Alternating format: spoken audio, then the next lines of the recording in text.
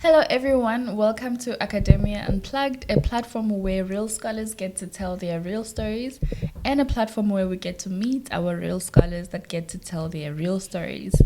If this is not your first time seeing us, welcome back, Unplugger, and thank you so much for always coming back and for watching our content and for engaging with us. Don't forget to comment and to like and to share. And if this is your first time seeing us, bumping into us, or just seeing this channel randomly on YouTube, welcome to Academia Unplugged. Consider subscribing, liking, and sharing. So today on the platform we have Dr. James Merron. I don't know if I should say both your names. That's also a question I keep asking myself as well. I mean, on the book, it's Yes. just James Merron, but Okay. Legally, I have a second name. Okay. Aha. And then the Z is your first surname, so you have a double barrel surname. I have a double barrel surname. Nice. That's my wife's name. Oh, that's pretty cool. Actually, that's nice. I am going to keep that in mind for my future husband. That if he can, he could take my surname as well. Of course. Yeah. And so, yes, is there something that you'd like to say before we start, or should I just go ahead and introduce you? I mean, before we start, I think it's important, first of all, that I say thank you for inviting me. I've got now a backstage look at how this whole thing gets set up, and I'm very impressed. It's quite an effort. So thank you very much for this. It's a pleasure, and thank you very much for your time as well. We don't take your time for granted. We know you are very busy, and thank you for honoring the invite. And I look forward to having a fruitful conversation with you. So I will start. So I'm looking here because I'm looking at my computer. So don't be too alarmed if I keep looking on the side. So Dr. James, is it okay for me to call you Dr. James going forward, or just James? That's a very difficult question to answer, because it's such a thrill to hear somebody call me Dr. James. So Dr. James it is. Great. And I'm sure by now you've noticed we have a philosopher in the house, because not every answer is a straightforward answer, and I like that a lot. Okay, so Dr. James is originally from MAKHANDA, in South Africa, previously known as Grahamstown. And he is a sociologist who specializes in science, technology, and society, and also the communication around these three different, entities. And so Dr. James grew up in Botswana and also in the United States, where after his master's degree, he lectured at the Stellenbosch University in 2012.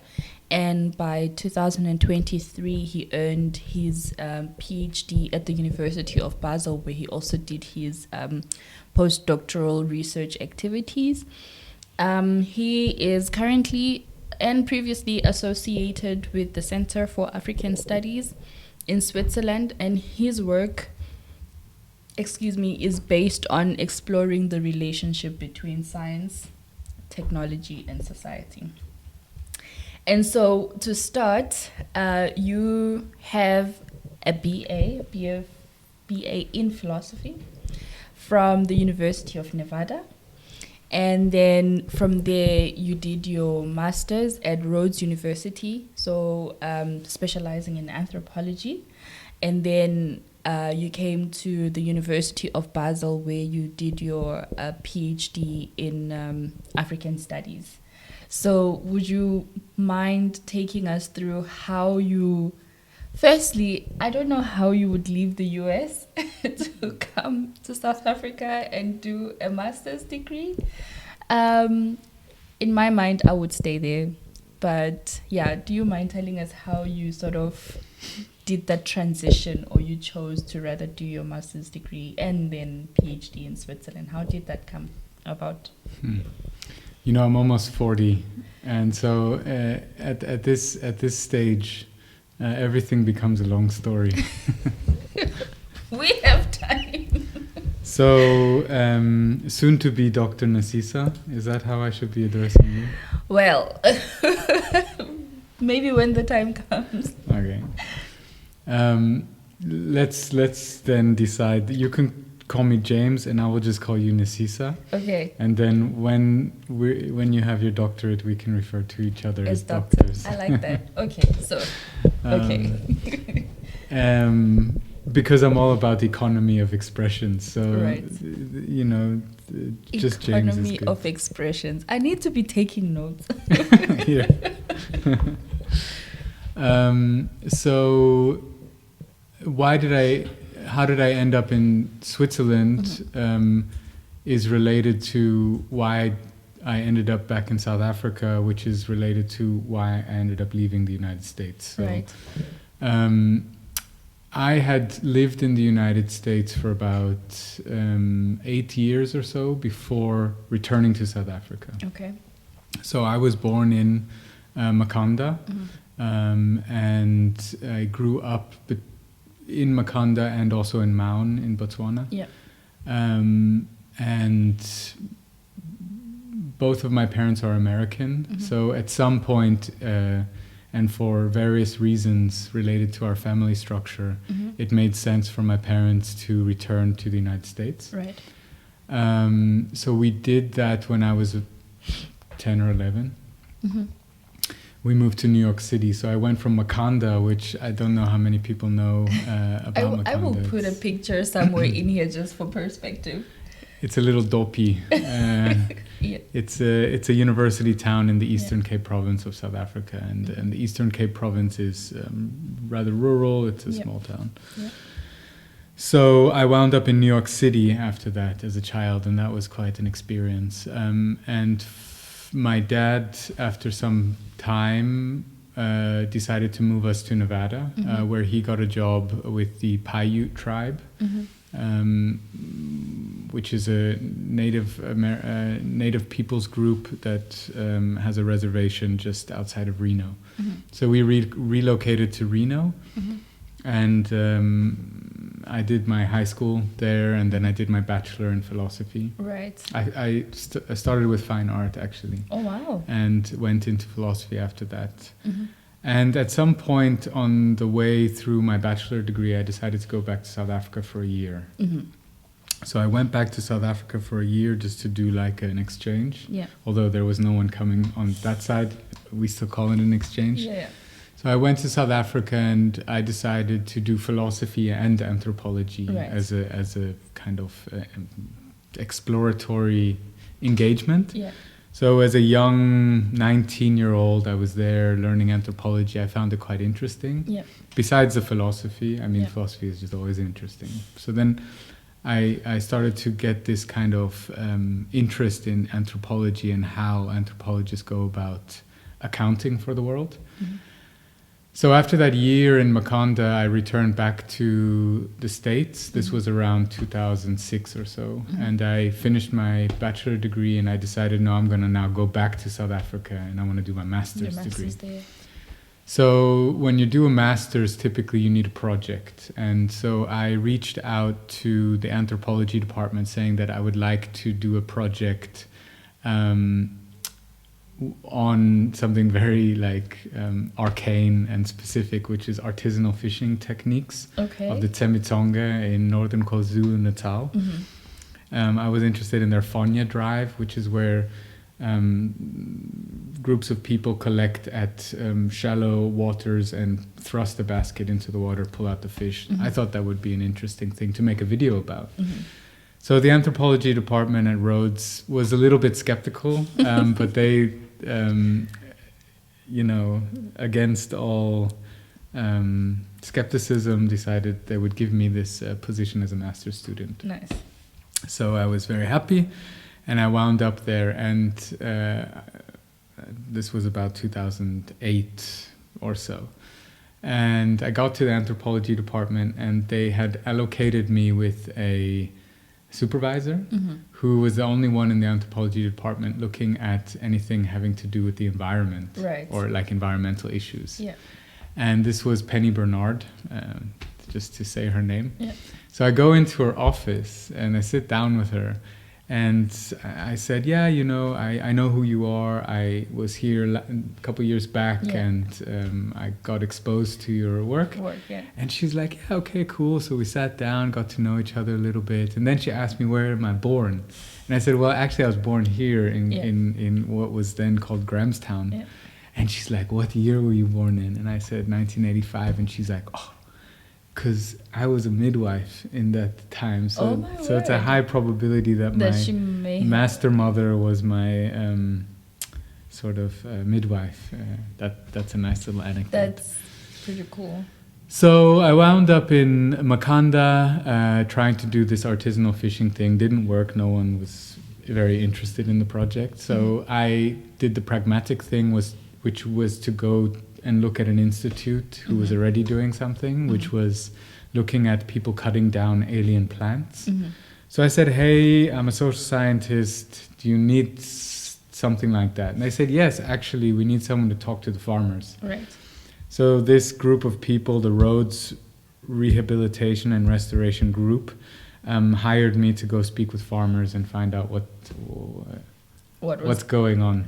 Yeah. So I did that, wrote a master's degree about the farmers, but my master's degree was actually a little bit less on the farmers, although I used my engagement with the farmers as data, and more about a specific group who had institutionalized themselves in a part of South Africa to cut down alien plants.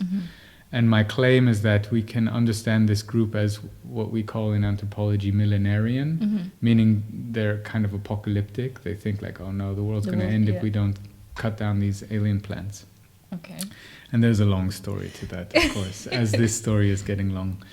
But while I was writing all that stuff, somebody from the University of Basel came to Rhodes to give a presentation about how great the Center for African Studies is here at the University of Basel, which it continues to be. It's even better these days. And I thought, great. And at that time, I was looking at water as like a topic. And I remember one of my professors during tea, because I always used to drink tea with the anthropologists, which said to me, hey, James, you know, Basel's got a lot of water. Why don't you go check that out?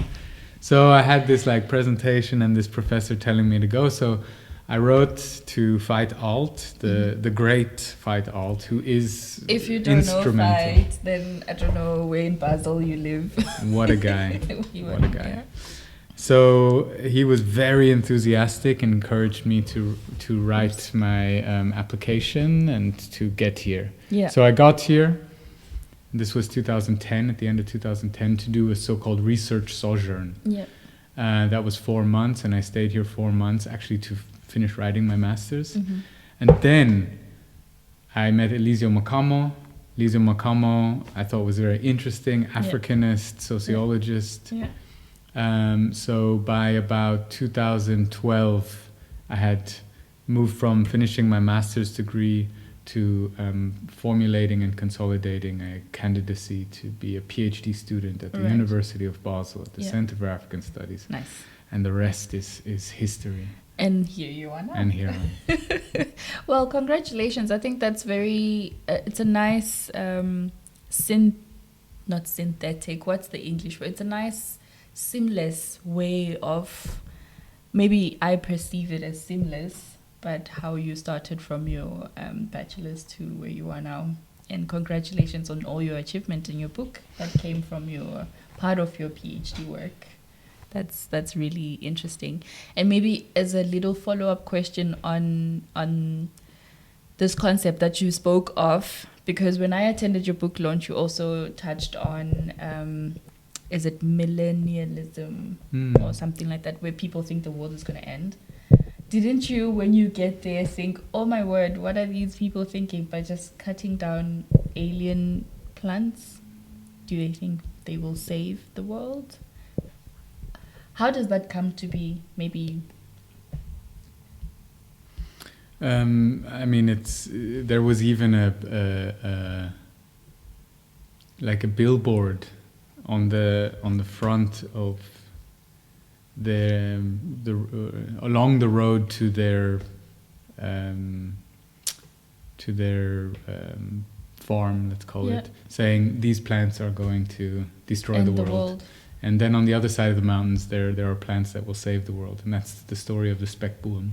And that the book is in that context, but it's a convoluted story. But I would say the easiest way to explain it is that when I was doing my master's research, I discovered that my supervisor would not be available to really guide the work. Right. And I thought that was fine because I'm quite I can do things on my own. Yeah. I just need a little bit of input. And one of the inputs that I was given while doing the master's degree is was something around the future orientation of the environmental movement. Mm-hmm. So as a social and cultural phenomenon, environmentalism or sustainability or issues such as climate change, pollution, there is this kind of futuristic or future horizon that we're looking at and being confronted by. Mm-hmm. And that I took up as a kind of point of departure to understand, okay, how do people talk about and the future, and how does that conception of the future impact how people act in the present? So what I had observed, but also what I had been kind of pushed in the direction of via scholarship in anthropology of Southern Africa, is to look at the somehow strange discourse surrounding alien plant eradication in South Africa. And for those who are watching this, who are not from or never been to South Africa, it might sound a bit disconnected, and it might sound weird that there's so much a sort of futuristic and somehow apocalyptic discourse surrounding alien plant eradication. But there is that, and the Department of Water Affairs in South Africa puts a lot of funding into hiring teams to cut down alien plants in South Africa. And the sort of public communication of that is really, it's apocalyptic. That's the simplest way I can put it. And if anybody's interested to find out what I mean by that, you can read my master's thesis at Rhodes University, which you can download from the library there.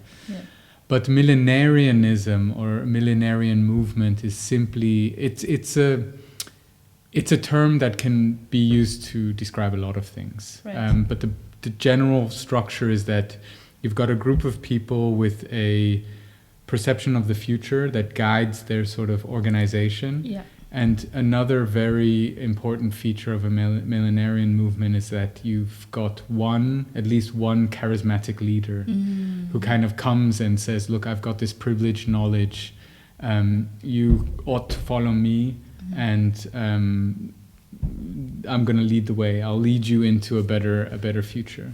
So that is a defining feature, and I saw that at this farm where I had done my ethnography. There was a man who said, I know what to do, and there were a group of followers who said, okay, we're going to do this with you. And a lot of it had to do with cutting down alien plants, but not all of it. Of course. That would have made my claim way too perfect to say all of it had to do with the alien plant eradication. It's not. The world is way too complex to have such a simple narrative, but that's the account that I was able to make in my master's thesis, which was a long master's thesis. It was almost 150 pages where I unpacked this way of looking at millenarianism in South Africa. Go ahead. One last thing is, in the Eastern Cape province, we did have a millenarian movement related to the Xhosa during the frontier wars. There was this millenarian movement called the cattle killing, So you have this prophet Nongauswe who kind of went to the people and said, look, I got this knowledge from my uncle, and we ought to cut down our cattle and burn our crops. That was the other thing. So I played with that a little bit as well. I would love to unpack this a bit more, but maybe in another video. Yeah. Definitely now we know you are coming back. And so, yeah, but thank you very much for taking us through this concept, really, because I think it's quite interesting.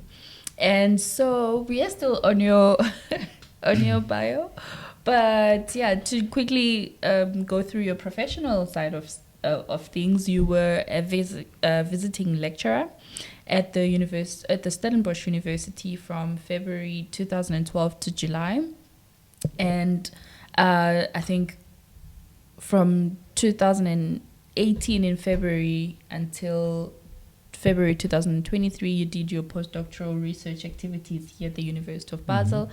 And you were also an independent contractor for inland ecosystems. And now you are managing and directing your own project with the Gaia Media Stiftung in Basel. Congratulations on that. When I saw the email pop,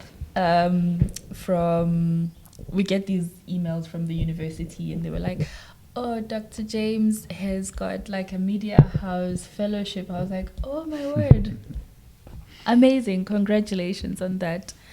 So now I think we've broken the ice already, and but I would still like to know your thoughts on these icebreaker questions. So I have like 5 would you rather questions that we can talk about a little bit. So are you ready for that? I'm ready. Question number 1. Would you rather study a completely isolated society that has never interacted with the outside world, or a hyper-connected community that is constantly evolving? I would love to, I guess there are so-called societies, uncontacted societies, or I don't know what the terminology is. Yeah. Somewhere in the Amazon. Yeah. I've seen like videos somewhere. Yes, same here. I mean, I don't know what the story is exactly there, but my first reaction is, okay, fine, find me such a society. And why would I want to go there? That would be the other thing. I mean, how is it? Isolated society. Yes. If it's an isolated society, probably they want to stay that way. So I'd rather go with the connected one, in virtue of that alone. Yeah. Whether it's isolated, I mean, a society can isolate themselves from another society, perhaps, in which they would invite somebody like me to come and hang out, which is basically set the scene for my PhD work. Is a group of people had isolated themselves in a mountainous region of South Africa, in the Boviaanskloof, and were expecting something to happen, and I showed up in a particular route, like I got my way in there, and then I showed up asking a bunch of questions, and they invited me in, which was great. But they were connected. I mean, there was no telephone or internet, but they had their ways of communicating with the outside world, of course. Which one would I rather go to?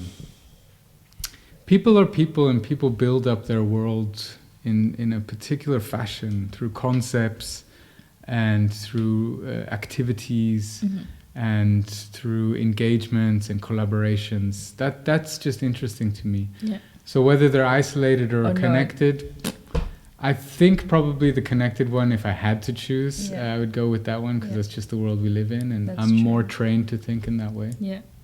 Okay, thank you for that. Yeah. Would you rather conduct interviews with a small number of individuals who provide deep, rich insights, or interview a large number of people that have like a structure of how to, let's say, provide their responses? So I'm biased. Okay. I would go with the former, because that's what I'm used to, and that's what I was given the impression is the way qualitative, grounded, anthropological, ethnographic, interpretive, sociological type of phenomenological research that I do is concerned with. Yeah. When it comes to the latter, being structured responses from a large number of people, there are of course people who do that kind of work, and it's great. It's just not what I find particularly appealing, because I'm biased, because I came at this sociological, anthropological, qualitative research from a particular angle. So I'm generally allergic to questionnaires and mass responses, but they have their, there are people that do it and value it. I'm sure they're very valuable. There's a lot of data, and that's something that people privilege these days, but I kind of like the intimate stuff. Right. Okay. Number 3.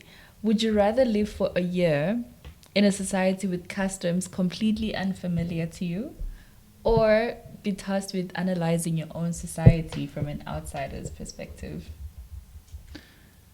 That's difficult. It's almost a trick question, because the second part of that question is analyzing my own society from an outsider's. Exactly. Means I'd have to find an outsider to analyze the outsider to understand mine, which is, that's also difficult, because it's a question of how do you understand the society in which you're in through the taken for grantedness that you have about living in your society.